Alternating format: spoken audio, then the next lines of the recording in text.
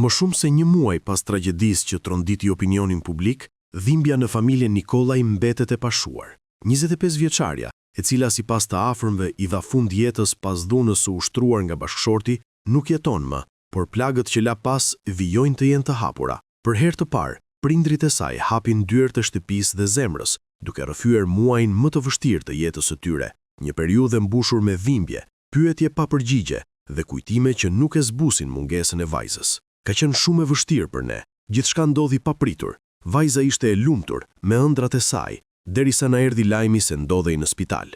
Ne e quam vajzën Nuse, me shkollë, dhe na e kthyen në arkivol. Shprehet mes dhimbjes nëna e saj, duke bërë apel që drejtësia të vihet në vend.